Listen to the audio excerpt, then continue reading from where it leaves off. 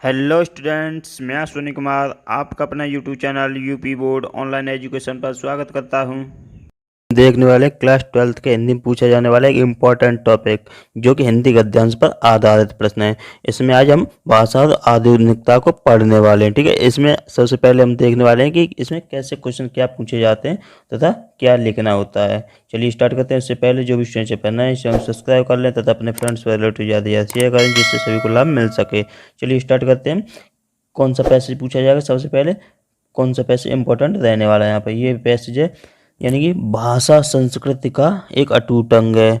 ये यहाँ से यहाँ तक ये इम्पोर्टेंट एक गद्यांश है। ठीक है, हिंदी में गद्यांश बोला जाता है, तो ये यहाँ से हिंदी गद्य का यह गद्यांश हो गया। ठीक है, और जो पद्य में पूछा जाता है वो पद्यांश हो गया, तो ये हिंदी गद्य का है, तो इसलिए ये गद्यांश बहुत ही इंपॉर्टेंट रहने वाला है। भाषा संस्कृति का एक अटूट अंग है ये, यहाँ से यहाँ तक बहुत ही इंपॉर्टेंट रहने वाला। चलिए सबसे पहले इसका संदर्भ देख लेते हैं, उसके बाद हम रेखांकित जो लाइनें यानी कि रेखांकित की गई हैं ये उनका अर्थ देखने वाले हैं फिर हम। ठीक है, सबसे पहले संदर्भ देख लेते हैं। इसका संदर्भ है सबसे पहले इसका कि प्रस्तुत गद्यांश प्रस्तुत समालोचक और निबंधकार कौन है इसके, प्रोफेसर जी सुंदर रेड्डी द्वारा लिखित भाषा और आधुनिकता नामक निबंध से उद्धृत है। ठीक है, यह निबंध हमारी हिंदी की पाठ्य पुस्तक के गद्य भाग में संकलित है। ये यहाँ से इसका संदर्भ बन जाएगा।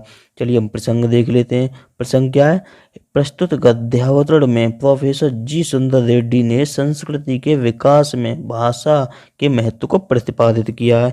ये यहाँ से इसका प्रसंग हो गया। चलिए हम व्याख्या देख लेते हैं। व्याख्या किसकी देखने वाले हैं, केवल वो रेखांकित अंश की जो व्याख्या वो देखने वाले हैं। ठीक है, यहाँ से प्रोफेसर रेड्डी कहते हैं कि भाषा संस्कृति का अभिन्न अंग है क्योंकि संस्कृति की अभिव्यक्ति का माध्यम भाषा ही है। संस्कृति की रचना और विकास परस्पर यानी परंपराओं के द्वारा होता है। यानी संस्कृति की जो रचना और विकास है वो किसके द्वारा होता है, परंपराओं के द्वारा। परंपराएं क्योंकि परिवर्तनशील होती हैं इसलिए संस्कृति भी कभी एक जैसी नहीं रहती। ठीक है, क्योंकि परंपराएं परिवर्तनशील होती है तो संस्कृति भी परिवर्तन होती रहती है, वह भी परंपराओं की तरह बदलती रहती है। इस तरह यानी इस रूप में हम कह सकते हैं कि संस्कृति गतिशील होती है। कैसी होती है, संस्कृति गतिशील होती है। उसके बाद हम देखते हैं यहाँ से विज्ञान की प्रगति के कारण हमारे सांस्कृतिक परिवेश में परिवर्तन आना अनिवार्य है। ये परिवर्तन क्योंकि हमारे दैनिक जीवन का अभिन्न अंग होते हैं, अतः उनकी अभिव्यक्ति के लिए हमें अपनी भाषा के परंपरागत प्रतिमानों को त्याग कर अथवा उनमें कुछ संशोधन परिवर्तन करना पड़ता है। ठीक है, क्योंकि भाषा की परंपरागत सामर्थ्य उस परिवर्तित नवीनता को व्यक्त करने में समर्थ नहीं होती है। ये यहाँ से एक इम्पोर्टेंट पैराग्राफ था। ठीक है, यानी कि गद्यांश था। चलिए इसके क्वेश्चन कैसे पूछे जाते हैं, इसमें 5 क्वेश्चन पूछे जाते हैं, 2-2 नंबर के। ठीक है, इससे 10 नंबर मिलने वाले हैं आपको। पहला क्वेश्चन है गद्यांश के पाठ और लेखक का नाम लिखिए, जो कि मैंने अभी बता दिया है ऊपर, यानी गद्यांश कैसे लिखा जाता है वो बता दिया। ठीक है, रेखांकित अंश की व्याख्या बता दी है अभी। ठीक है, ये दोनों हो चुके हैं। और तीसरा क्वेश्चन है भाषा संस्कृति का एक अटूट अंग है, इस सूक्ति का आशय स्पष्ट कीजिए। चलिए हम इसका आंसर देख लेते हैं। सबसे पहले कौन सा है, ये रहा, भाषा संस्कृति का एक अटूट अंग है। इस सूक्ति का आशय यह है कि भाषा संस्कृति का एक अभिन्न अंग है। ठीक है, कैसा अभिन्न अंग है, यानी कि भाषा संस्कृति का अभिन्न अंग है क्योंकि संस्कृति की अभिव्यक्ति का माध्यम भाषा ही है। इस प्रकार प्रत्येक देश की भाषा उस देश की संस्कृति से घनिष्ठ संबंध होता है। ये इसका आंसर हो गया। चौथा क्वेश्चन कौन सा था इसमें, अब चौथा क्वेश्चन है यहाँ से संस्कृति परंपरा से निःसृत होने पर भी परिवर्तनशील और गतिशील है।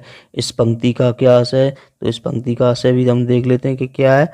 इस पंक्ति का आशय संस्कृति परंपरा से निःसृत होने पर भी परिवर्तनशील और गतिशील है। इस पंक्ति का आशय यह है कि यहाँ से यहाँ तक लिख देना है। ठीक है, ये केवल इतना ही इम्पोर्टेंट रहने वाला है ये वाला केवल। ठीक है, नेक्स्ट हम देख लेते हैं अगला क्वेश्चन। अगला क्वेश्चन कौन सा था, पांचवा क्वेश्चन था आपका संस्कृत की गति किसके फलस्वरूप और अधिक तीव्र हो जाती है। ये इंपॉर्टेंट क्वेश्चन है। ठीक है, और एक और यहाँ से देख लेना है संस्कृत परिवर्तन या विकास तथा विज्ञान संबंधी प्रयोग आदि हमारी भाषा को किस प्रकार प्रभावित करते हैं। ये 5वां और 6वां क्वेश्चन है। ठीक है, 5 क्वेश्चन पूछे जाते हैं आपसे, लेकिन यहाँ पर 6 क्वेश्चन दे दिए गए हैं, तो उनमें से हम देख लेते हैं इसका आंसर क्या होने वाला 5वें 6वें का। संस्कृत की गति को विज्ञान की प्रगति के फलस्वरूप होने वाले नित्य नए आविष्कार और अधिक तेज कर देते हैं। ठीक है, यानी कि जो संस्कृति की गति है उसे क्या है, विज्ञान की जो प्रगति के फलस्वरूप होते हैं जो आविष्कार, उसको क्या कर देते हैं, जो स्पीड होती है उसको तेज कर देते हैं। ठीक है, नेक्स्ट यानी छठवां क्वेश्चन का आंसर देख लेते हैं हम। हमें विज्ञान के नवीन प्रयोगों और जीवन में आए बदलावों को व्यक्त करने के लिए नवीन शब्दों की खोज करनी पड़ती है। किसकी, नवीन शब्दों की, अथवा उसके लक्षणों के अनुरूप नवीन जो होता है यानी नया शब्दों का सृजन करना पड़ता है। इस प्रकार परिवर्तनशील या विकास तथा विज्ञान संबंधी नवीन प्रयोग आदि हमारी भाषा को प्रभावित करते हैं। ठीक है, यहाँ से इम्पोर्टेंट गद्यांश था। अगर ये वीडियो आपको पसंद आए तो इस चैनल को लाइक करें, सब्सक्राइब करें तथा अपने फ्रेंड्स को भी शेयर करें, क्योंकि यहाँ पे आपका मैं कंप्लीट कोर्स करा रहा हूँ और उसका रिवीजन भी करा रहा हूँ। उसकी प्लेलिस्ट बनी हुई है, एक ही वीडियो बहुत इंपॉर्टेंट रहने वाली है, देख लीजिए वहाँ से जाके। कुछ समझ ना आए तो कमेंट में टाइप कर देना, PDF का लिंक डिस्क्रिप्शन दे दिया है। Thank you friends and have a nice day.